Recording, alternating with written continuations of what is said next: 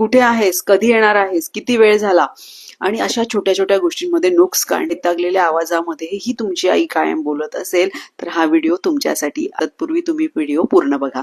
तर नमस्कार, मी डॉक्टर कल्याणी आज विषय घेऊन आली आहे पेरी मेनोपॉझल वुमन्स बिहेवियर.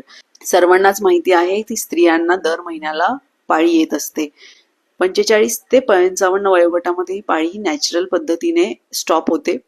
पण ह्या पेरीमेनोपॉझल म्हणजे पाळी जाण्याच्या 2 ते 3 वर्ष आधी आणि नंतरचे 2 ते 3 वर्ष त्यांच्या शरीरामध्ये हार्मोनल इम्बॅलन्सेस मोठ्या प्रमाणात होत असतात आणि ह्या बदलांना ऍक्सेप्ट करायला तिला थोडा वेळ हवा असतो. हॉट फ्लशेस, रात्रीच्या वेळेस सतत खूप जास्त घाम येणे, सारखा फॅन चालू बंद करणे, एसीचं टेम्परेचर कमी जास्त करणे आणि त्यावरून चिडचिड होणे, पोटावरचाच घेर वाढतोय असं होतं, युरिनरी ट्रॅक्ट इन्फेक्शन वारंवार व्हायला लागणं, मूड चेंजेस, स्वतः चिडते आणि नंतर स्वतःच रडत बसते, मध्ये कॉन्सन्ट्रेशन होत नाही, छोट्या छोट्या गोष्टी विसरायला लागते, कंबर दुखी, गुडघे दुखी, बोन पेन सतत होत असतं.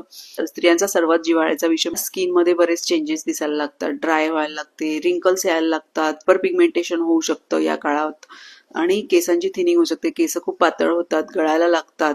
तर यावर उपचार काय?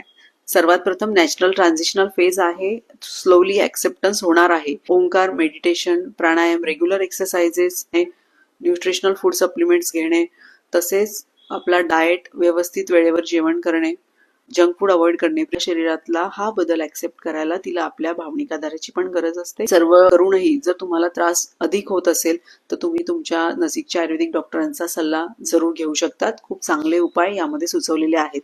धन्यवाद.